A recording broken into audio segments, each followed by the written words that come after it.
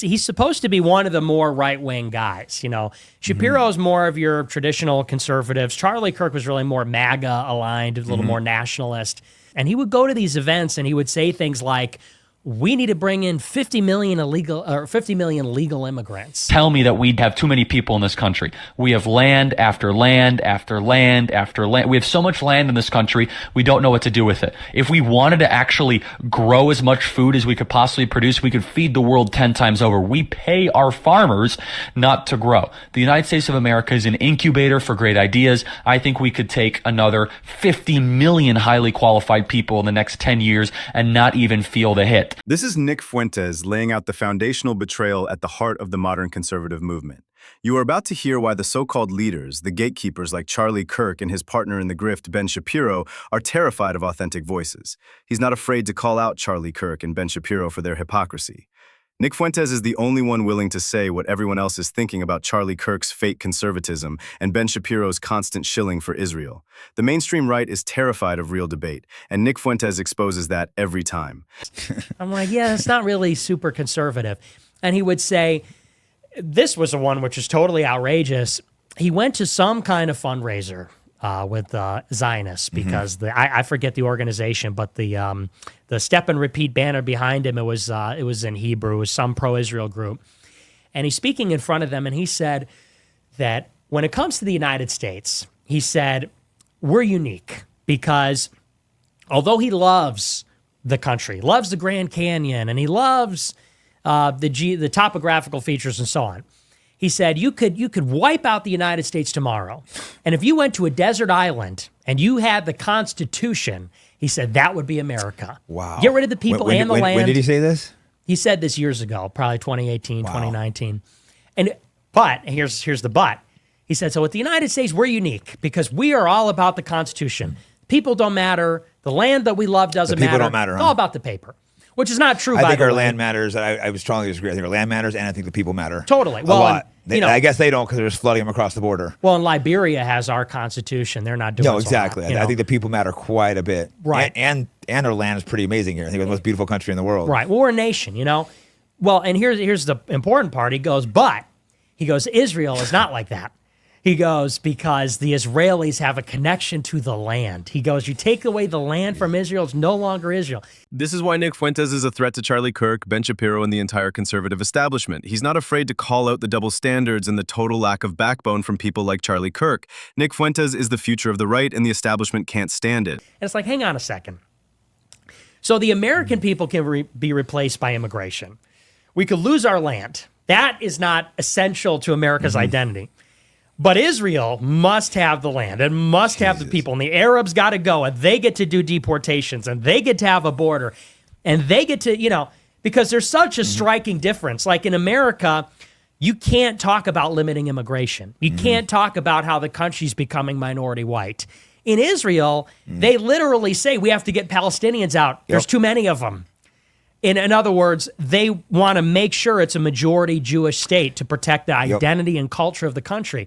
And so he was in this position where he has to justify the double standard. But he put it on display right there, which is nationalism for them, but not for us. On one hand, you have the gatekeepers, Charlie Kirk and Ben Shapiro, passionately defending the right of Israel to exist as a hyper-nationalist. They will champion its right to have sealed borders, to deport illegal aliens, to build walls, and to put the interests of its own people first, based on blood and faith. But the moment you apply that exact same logic to America, the nation they pretend to represent, the entire script flips. Yeah, I find it really interesting. A lot of the people that push the open borders here happen to be Jewish, like the Mayorkas, tons of them can't go through it, and then they never ever push it for Israel. Same thing with gay marriage; it's banned in Israel, but not here. Interracial marriage banned in Israel, not here. I mean, I don't think it should be, but that gay marriage, yes, interracial, no, but you can't interracial marriage, you can't do in Israel. No, well, and it's a very conservative country. And this stems from the idea that, look, the Jewish people for 2,000 years were in exile. They did live in, and this is their claim to the land historically, is that they did live there. They had kingdoms of Israel, and then Jesus Christ arrived. And Jesus Christ said, time's up. You rejected me, and now you's got to go. To paraphrase from the Bronx still, now you's got to go. So they tore the veil. The temple was destroyed when Christ was crucified, and then shortly afterward. And then after that, they were banished from the land and they went into exile. And they went into Europe, they went into Africa and India, they went all over. And for 2,000 years, they could not resettle the land. And so it's only in the past 100 years that the Jews have resettled the land, which we call Palestine, in significant numbers. And so what you have is this dynamic where you have the Jews that remain in exile, the Jews that reside in the United States and Europe and elsewhere, and the Jews that now live in Israel. And what you find is that they have different rules for the Jews in exile and the Jews in Israel. So, for example, there was a debate between Bret Stephens and a rabbi. Bret Stephens, he was a columnist at Wall Street Journal. Now he's at the New York Times. Started out at Jerusalem Post, big-time Jewish neocon. And Bret Stephens had a debate with a rabbi, and the debate was, is Trump good for the Jews? That was the title of the debate. And they're debating, is he good for our collective interest? Yeah. The American president is not the guardian of our republic. He is merely an asset to be measured for his effectiveness in advancing the agenda of another nation. And in the debate, Bret Stephens said the reason why Trump is bad for the Jewish people is because he is hostile to the liberal international principles that are good for Jewish people. Wow.